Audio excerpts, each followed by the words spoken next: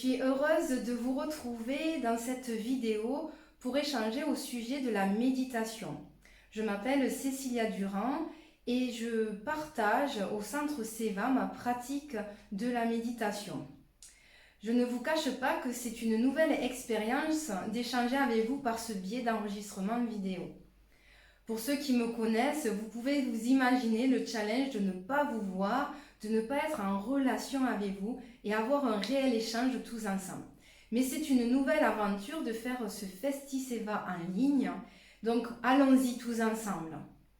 J'ai plusieurs fois animé des conférences sur la méditation et cette fois-ci, j'ai voulu un petit peu changer le concept et donc j'ai relevé différentes questions qui me sont régulièrement posées au sujet de la méditation et en toute humilité, tout simplement, je vais y répondre avec mon vécu, avec ma pratique, la vision que j'en ai, la place que la méditation a dans ma vie, ce qu'elle m'a apporté, ce qu'elle m'apporte encore aujourd'hui, afin de répondre à certaines interrogations que vous avez peut-être au sujet de la méditation. Comme quelle est la position vraiment à adopter pour pouvoir pratiquer, quelles sont les difficultés rencontrées lorsque nous souhaitons pratiquer régulièrement la méditation. Enfin, plein de petits points que nous allons voir ensemble. Donc je vous invite à commencer ce petit interrogatoire.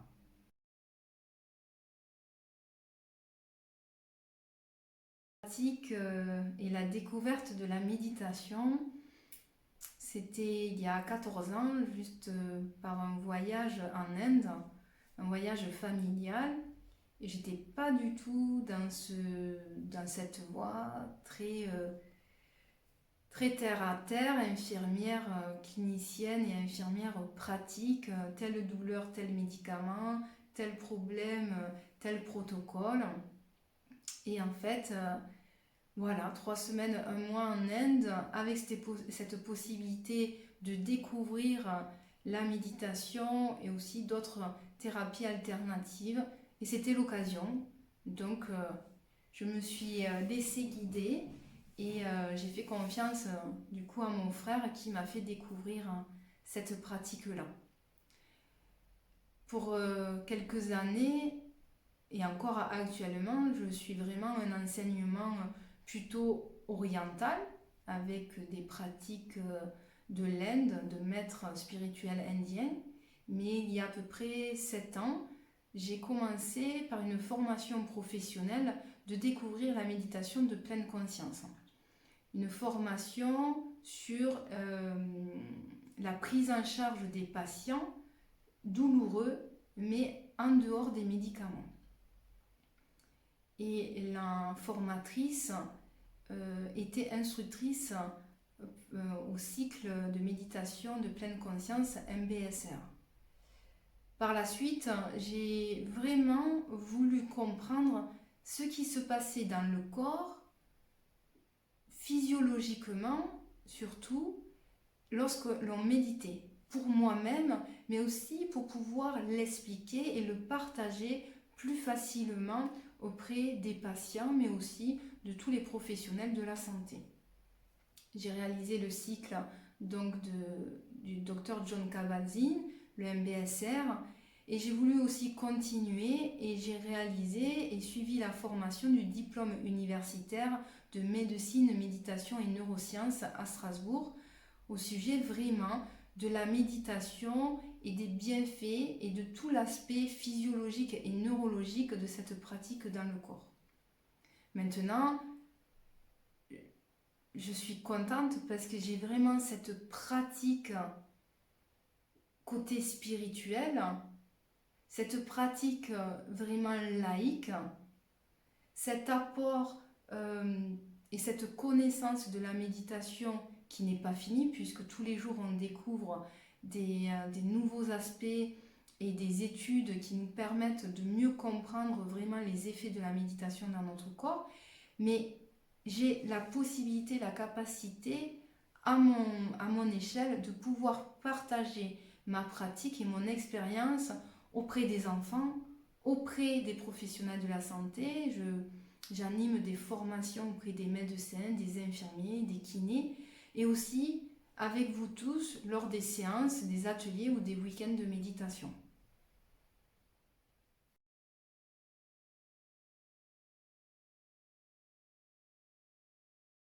Non, pour la méditation, vous n'avez pas besoin de changer de vie, de changer de travail, de déménager ou d'aller vous isoler dans une grotte ou à la montagne. Non, c'est plutôt comment vous allez redevenir maître et conscient de ce que vous faites, de ce que vous dites. C'est comment vraiment je vais être celui qui fait avec vraiment présence et conscience. Et pas juste je fais parce que c'est une habitude et depuis tant d'années je fais sans y porter attention. Ou si c'est parce que c'est mon comportement, mon caractère et donc je réagis comme ceci, comme cela face à telle situation. Non, c'est se déprogrammer là de notre habitude, de notre pilote automatique, mais vraiment de devenir conscient des mots justes que je vais utiliser, de mon action, de mon geste approprié face à chaque situation.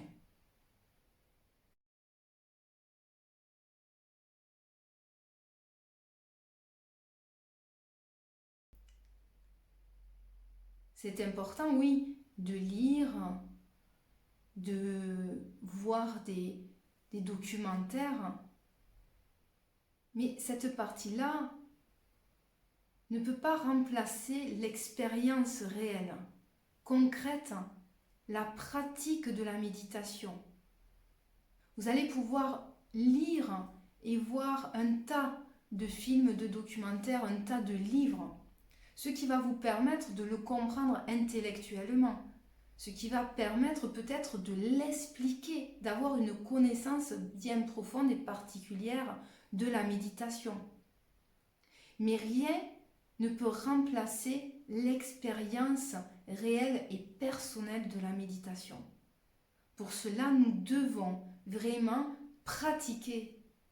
La pratique et la mettre en place dans notre quotidien de la méditation. Je donne souvent cet exemple. Vous venez de vous faire opérer, et puis le chirurgien assez sympa et aussi bel homme, l'opération se passe très très bien. Ce n'est pas parce que l'opération se passe bien que dès le lendemain, vous allez pouvoir devenir un chirurgien et faire une opération. C'est exactement pareil avec la méditation. Ce n'est pas parce que vous faites une séance de méditation, une belle expérience, où vous vivez vraiment pleinement cette séance, que vous pouvez du jour au lendemain proposer des guidances, proposer des séances de méditation et aussi vous affirmer en tant que méditant confirmé. On est tous, même après des années de pratique, au début du chemin. On est encore au tout début de se connaître au plus profond de soi. Donc, je peux que vous encourager à prendre des moments dans votre journée pour être qu'avec vous-même, de prendre ce moment pour se découvrir, pour prendre soin de soi, pour se familiariser avec soi-même, avec tout ce qui se passe dans ce corps, avec tout ce qu'on peut ressentir.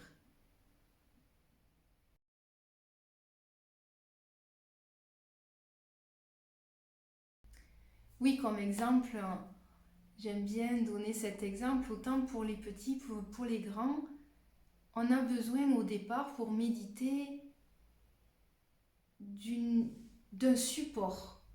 Comme actuellement c'est le moment de mettre des plants au potager, et pour pas mal de plants, on va devoir mettre un tuteur. Voilà, un support qui au départ va lui permettre de lui montrer le chemin, la voie. Ça va être cet outil pour garder son attention de la direction vers où je veux aller. La méditation, c'est exactement pareil. Au départ, on a besoin d'un support, de ramener notre attention soit sur notre respiration, soit sur les sensations corporelles, soit peut-être sur des sons extérieurs. Mais on a besoin de ce support pour ramener encore et encore notre attention sur le moment présent. C'est un entraînement. Une fois que la plante est devenue assez grande, avec une base, des racines solides, on va pouvoir tout doucement enlever ce tuteur. Ça va être pareil avec nous. Plus on va pratiquer, plus on va vivre à tout moment, tout le long de notre journée, le moment présent, moins on aura besoin de ramener notre attention sur un seul support, sur un seul outil. Car cet outil-là sera intégré dans nous-mêmes. Ça sera un tout. Dès que je vais me poser, je vais être conscient de ma respiration, conscient de mon corps, de tout ce qui se passe autour de moi. Mais au départ, on a besoin de ce support, de cet entraînement. D'où tous les outils et les différentes techniques de méditation.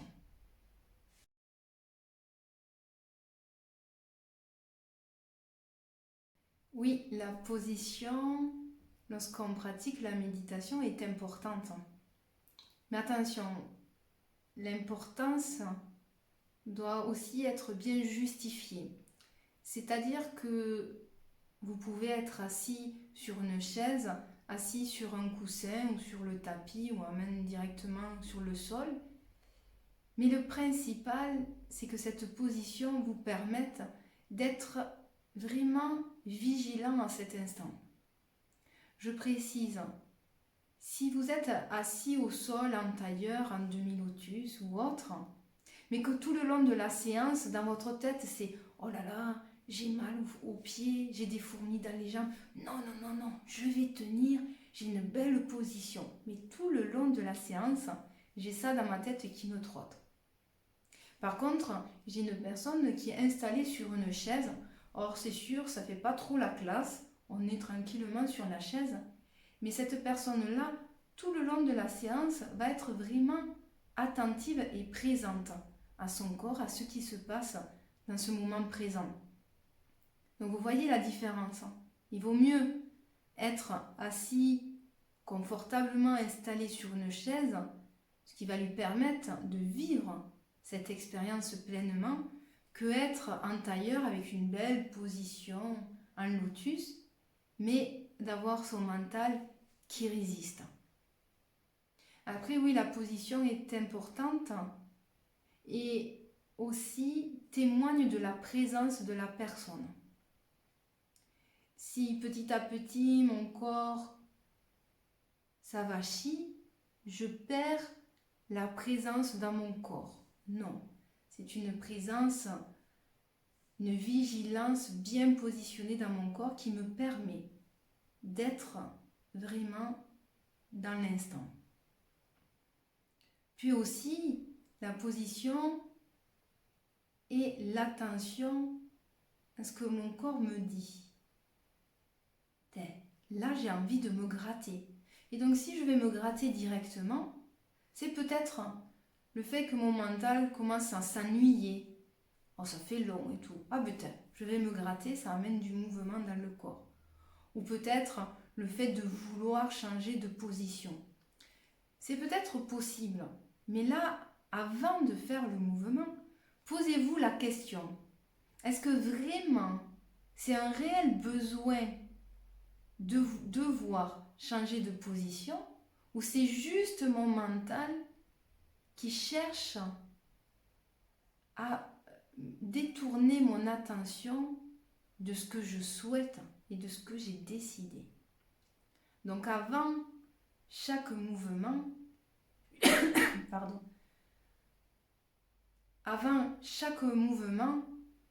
observez vraiment ce qui est. Est-ce vraiment un réel besoin ou juste mon mental qui est en train de jouer avec moi?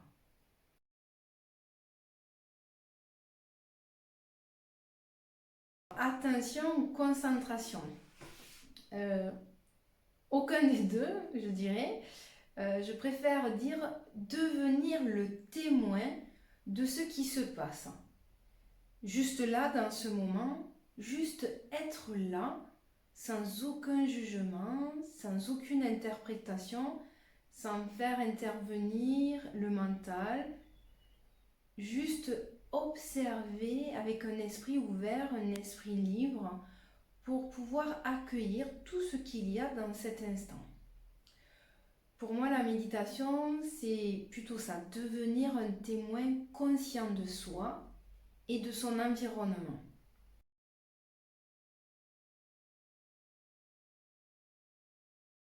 Je dis toujours, et puis mes enseignants ont aussi insisté beaucoup sur ce point-là, oui, il y a une pratique formelle lorsqu'on s'assoit, lorsque vraiment on prend ce moment de méditation, mais il faut aussi amener cette pratique formelle dans notre quotidien, dans tout ce que l'on fait à tout moment dans notre journée. Et là, c'est comment on va transposer cette pratique formelle dans une pratique informelle. C'est-à-dire, lorsque même je suis juste en train de cuisiner, est-ce que vraiment je suis dans le fait de couper ma carotte, observer la couleur de cette carotte, sentir l'odeur, être vraiment bien présent dans la position de mon corps, en même temps pouvoir entendre tous les sons qu'il y a autour de moi, les odeurs peut-être de l'oignon qui rissole dans la poêle. Pareil lorsque je jardine, est-ce que vraiment, tout en faisant l'action, je peux être totalement dans ce que je fais, présent, voir la couleur, peut-être ressentir la fragrance de cette fleur, de m'émerveiller d'être dans ce cadre naturel.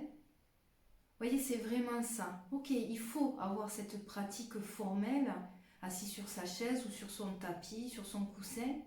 Mais après, comment je vais avoir cette pratique dans mes actes de tous les jours? Est-ce que quand je me brosse les dents, je suis vraiment attentive à l'odeur, à mes sensations, à mon geste, à mon mouvement dans le corps? Ou est-ce que tout en me brossant les dents, je fais la liste des courses, je nettoie le lavabo ou encore beaucoup d'autres choses? Donc c'est ça. En plus de cette pratique formelle, ramenez votre attention sur des petits moments quotidiens où maintenant vous n'avez plus du tout de présence dans cet acte. Et là, vous allez commencer à devenir de plus en plus conscient de vos gestes et de votre quotidien.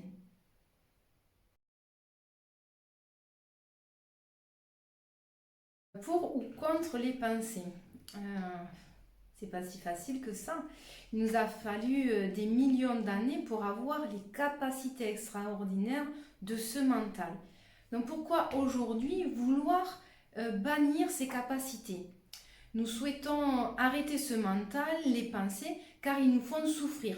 Soit nous partons dans le passé avec tous nos problèmes, soit dans notre futur avec l'inquiétude, le stress de ce qui va se passer prochainement. Mais est-ce qu'on souhaite arrêter notre cœur lorsqu'il s'emballe après une course, après avoir couru? Non, on ne souhaite pas l'arrêter. Donc pourquoi vouloir arrêter ce mental juste parce que les pensées qui nous amènent ne sont pas agréables? Il faudrait peut-être voir la chose différemment. Parce que si les pensées seraient toujours positives, agréables, qui nous amènent du réconfort, de la confiance, de l'estime en soi, je suis sûre qu'on n'aurait pas la même façon de voir notre mental. Et on ne chercherait moins à vouloir arrêter ses pensées et son mental. C'est comme le temps actuellement. Là, vous avez peut-être fait attention à la vidéo. Un coup, il y a le soleil, il y a une éclaircie, il y a de la luminosité. Un coup, ça devient sombre. C'est exactement pareil avec notre mental. Il va y avoir plein de pensées, plein d'émotions qui vont nous traverser. Mais moi, par ma pratique de la méditation, je vais pouvoir choisir sur quelle pensée je vais vouloir m'attacher et lui accorder du temps. Si cette pensée n'est pas agréable ou ne m'apporte pas quelque chose de positif, pourquoi je vais lui accorder du temps? Pourquoi je vais lui donner de l'énergie?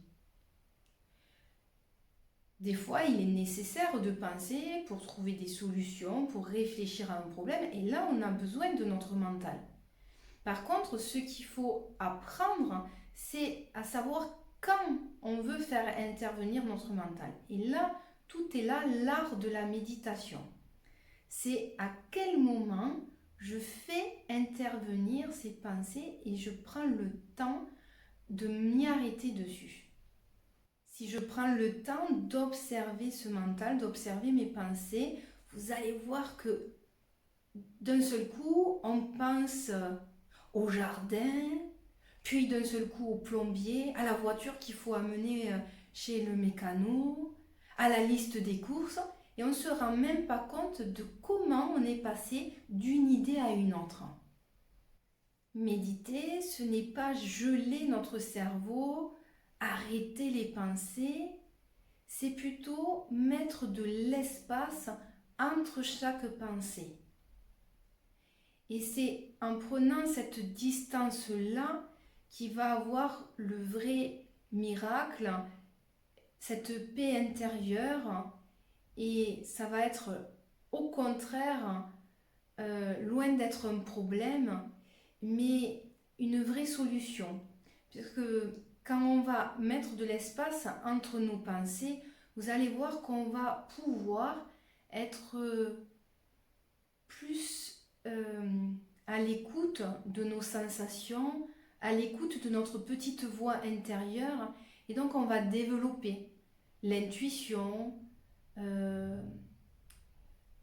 les paroles justes, à vraiment adapter chaque action selon la problématique ou l'événement que nous traversons actuellement. Donc je pense qu'il est vraiment important d'arrêter de voir notre mental ou nos pensées comme un vrai gros problème, mais plutôt de le voir comme vraiment quelque chose d'extraordinaire, qu'on a cette capacité en tant qu'être vivant, de pouvoir vraiment être maître de ce que l'on veut faire, de ce que l'on veut penser et de ce qu'on veut être et mettre en action pour nous-mêmes, pour notre vie et pour les autres.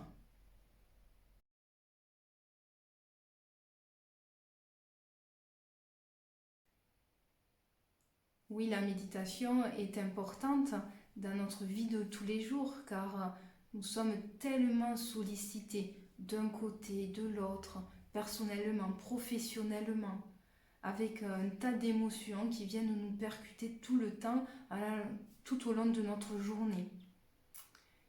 Mais c'est par ces petits moments de méditation, des moments quotidiens, qu'on peut se retrouver, qu'on peut se recentrer, se restabiliser, retrouver cet équilibre qui est naturel et essentiel dans notre vie de tous les jours.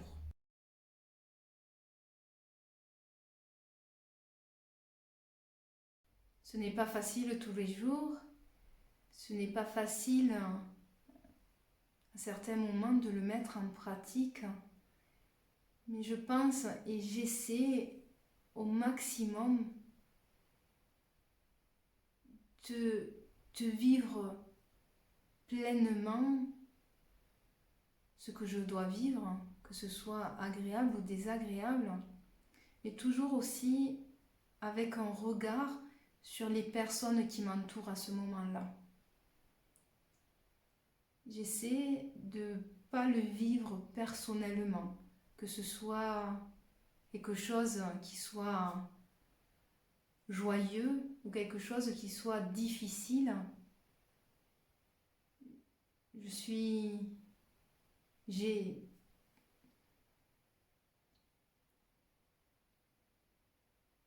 au maximum, je vais faire attention, je vais observer les personnes autour de moi pour savoir si elles, comment elles vivent cette situation-là. Je crois sincèrement que nous ne vivons pas seulement et personnellement une situation, mais que nous sommes tous reliés et que notre façon de répondre à cet événement a vraiment des répercussions sur les uns et sur les autres.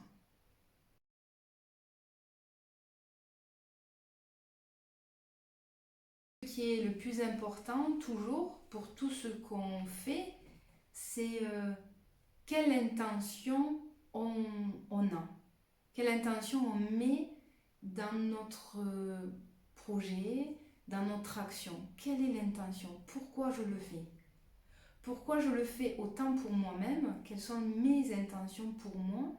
Mais aussi quelles sont les intentions pour les personnes avec qui je le fais, avec qui je partage.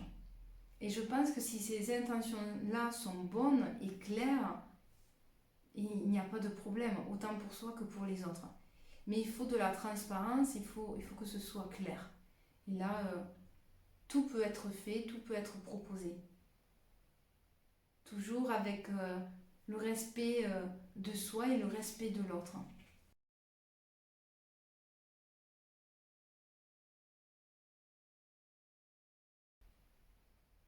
Je suis chanceuse ou pas, je dis plutôt que si vraiment on se met à 100% dans ce que l'on veut faire, dans un projet qu'on veut concrétiser, il faut s'investir. Mais pas s'investir juste avec la tête, se dire oui, je fais ça.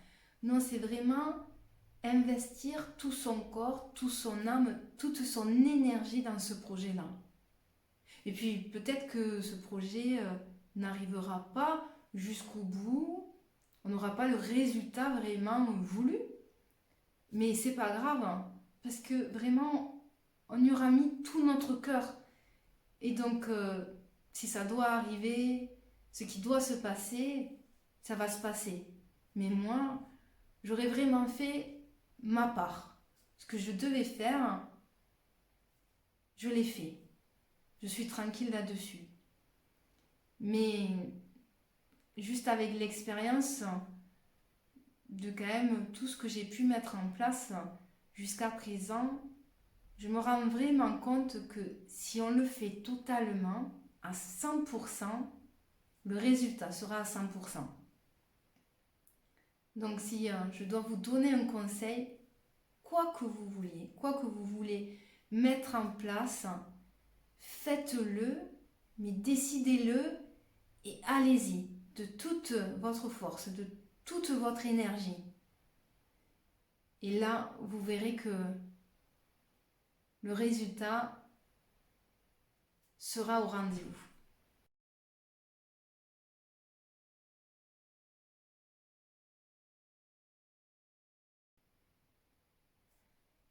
Je ne suis pas la même personne qu'il y a 20 ans, je ne suis pas la même personne qu'il y a 6 mois et je ne suis pas la même personne qu'hier.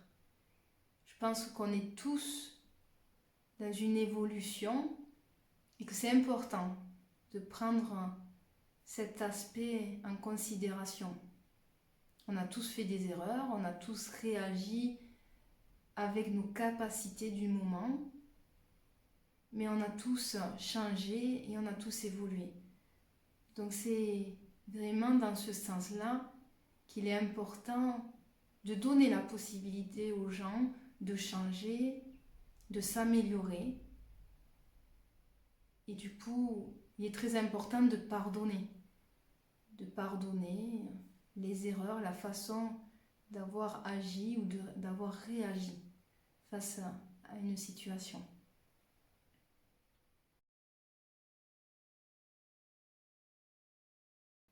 Ah, les projets, je pense qu'il en faut toujours dans la vie. C'est moteur les projets, il faut toujours sortir de sa zone de confort, se mettre un peu de challenge, un peu de piquant dans la vie.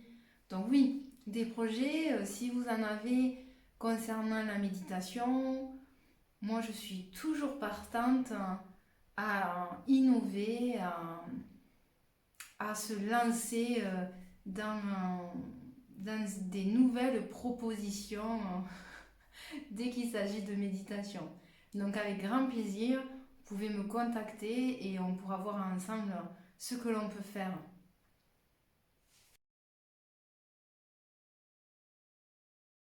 Je suis, je suis vraiment heureuse de, ce, de ce chemin, de ce parcours.